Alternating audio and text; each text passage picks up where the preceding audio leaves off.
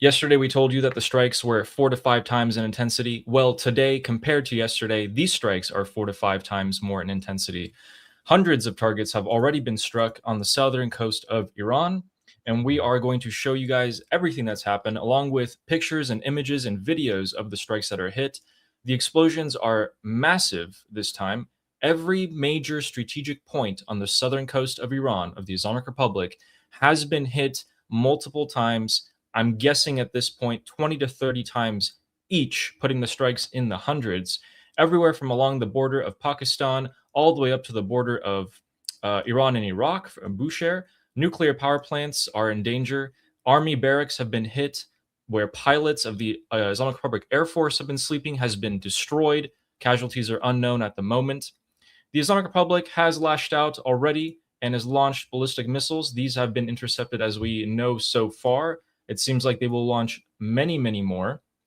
Ports are being destroyed as we speak. The Islamic Republic has issued a threat to Armenia, of all places, at the moment, accusing them of helping the US gather intelligence. And it looks like, in general, if our system and our cycle is true, after the US responds to the Islamic Republic's aggression, the Islamic Republic starts emptying out its missiles and drones on the Arab countries. So we'll be looking for that in the next couple of hours. We've seen an interesting statement by a senior White House official. He has said, I don't know who this is and I'm trying to find it out, but he has apparently reported to major news channels that the next strikes on Iran will be in major cities and the capital. It looks like we can connect some of the dots here with the USS Boxer carrying the Marines all the way over to the Persian Gulf. We can connect that dot with the strikes that are happening on the southern coast of Iran. It looks like the US military is opening up its options for itself on a potential ground invasion, or at least the threat of it. And we have to also see, now that Donald Trump has come out in the NATO summit in Turkey and said, we will destroy the Islamic Republic, no more talking, the MOU is over, is Israel going to finish off Hezbollah, and by doing so, trigger a response from the IRGC, which would start the war off completely. So, with all of that, Armin, how have you been feeling today doing your lives and seeing the news like this come out? Just wondering, like, really eager to see if we're gonna is this gonna just be is this going to be just basically a few symbolic attacks, or are we going to go into taking out serious high-level, high-ranking officials from the Islamic Republic? Are we going to see infrastructure damage? So there's two levels to this. Either this is going to be another love tap. We're going to go basically symbolically bomb certain areas within Iran and then end that, or it's going to be a more serious response. I know the Arab countries around the Persian Gulf right now are begging the United States, like, to do something significant. The idea of appeasement with the Islamic Republic for a lot of the Arab countries in the region is they're giving up on that idea. They're at first they were trying to get the United States to finish the job, and then when they saw that that's not happening, they went begging to the United States to appease and do a ceasefire. And now I think they're swinging back to, please just come and get it over with, because this is not, they can't tolerate this. But yeah, what do you think, Ali? Do you think, are we going to see another love tap or a serious escalation of military? I think it's contingent on two things. The response of the Islamic Republic tonight. They've only launched a couple of things that got intercepted. No one's really cared. But if they go all out and start dumping their missiles, not only towards the U.S. Navy, but more importantly, what would draw the war again is if they attack the Al Udeid base in Qatar. The reason for that is because the United States Air Force has parked 40 refueling tankers and fighter jets in the Al Udeid base in Qatar. If these are hit, we're going straight back to war. If similarly the base in Prince Sultan Air Base near Riyadh is also hit, that would also warrant us going back to war. Another thing, Hezbollah launching an attack or rockets towards Israel, along with the IRGC launching attacks towards Israel, would also kick off the war again. U.S. casualties kick off the war again. Those are the things that we have to look out for. Other than that, I think for tonight, we're just looking at the southern coast being obliterated. And by obliterated, I mean, if we go down to Shabahar here, and let's show you guys what it actually looks like. This is what we're looking at in terms of intensity.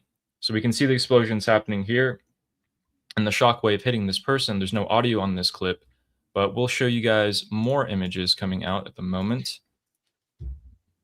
Like this. This one is blurred out, the south part of it, just so people don't see where the picture is taken from. And we have so many more. Okay. Wow. Big piece of news. Not what I would have expected, but a U.S. official has reported that Bahrain has taken part in tonight's attacks on the Islamic Republic. That is a significant piece of news, ladies and gentlemen, because Bahrain has, for the time being, only been receiving bombs and missiles and has not gone in the offensive a single time towards the Islamic Republic. We can see that perhaps more of the Persian Gulf Arab countries are joining in.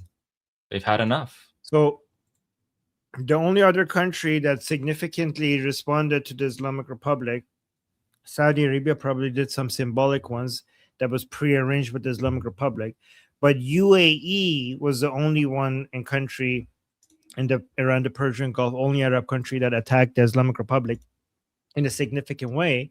And Bahrain now is joining that list. What do Bahrain and UAE have in common?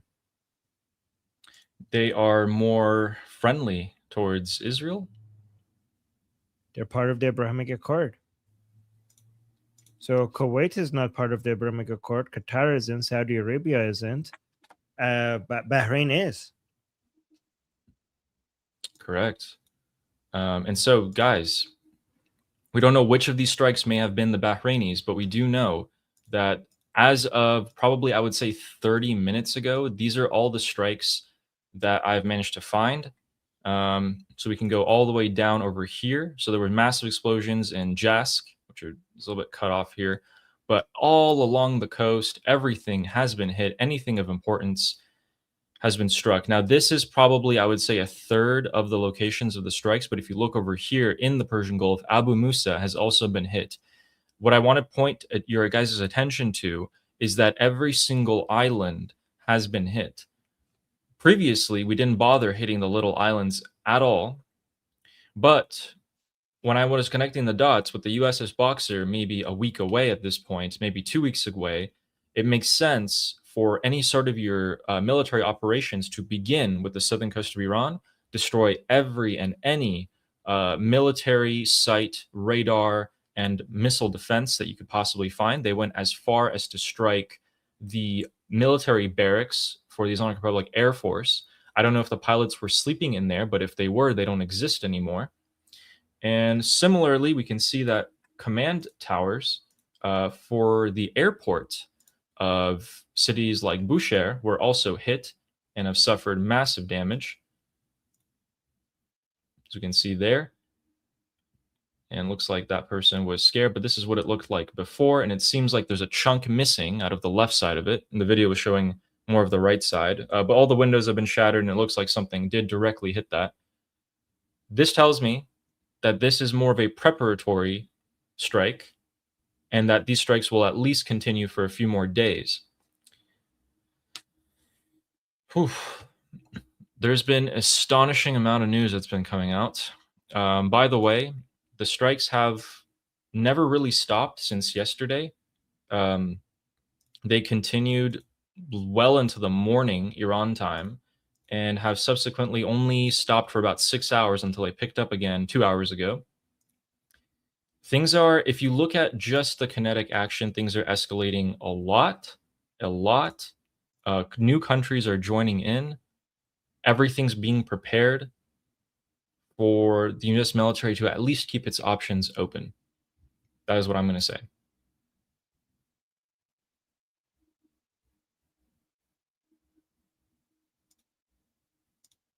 Okay, we have some more images coming out at the moment. What's your prediction for tonight? This is it. I think stay at this level. But it's all contingent on, like, as I said, what is the response of the Islamic Republic going to be? I think Bahrain's going to get hit much more tonight, because if we know that the Bahrainis have attacked the Islamic Republic knows, and they're not going to be happy. But Donald Trump has gone and posted all of these images onto his Truth Social about the explosion. So let's actually check that out. Which ones he posted. So this is Donald Trump's Truth Social, and Wow. As of 7 minutes ago, he's posted this. This is Chabahar. It's a port near the Pakistani border of Iran. This is in retribution for yesterday's bombing of ships by Iran. If it happens again, it'll get much worse.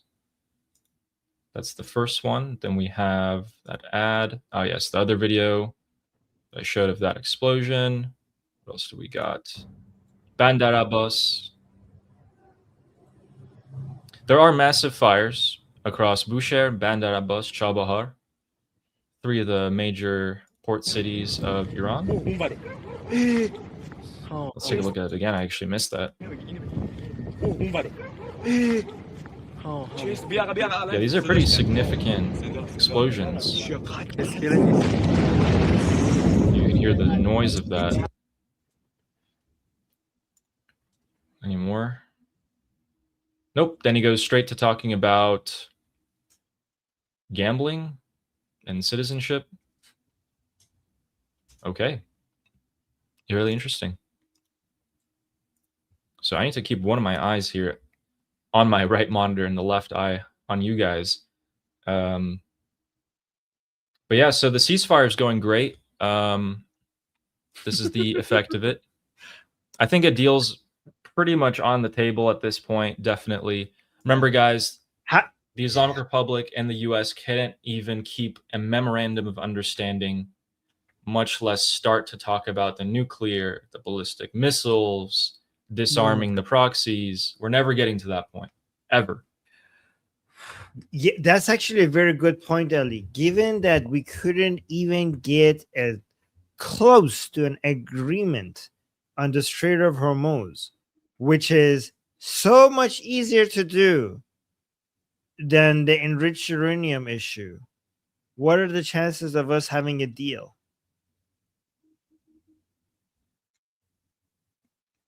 Realistically, maybe like 0.01%, I would say. No more, no less.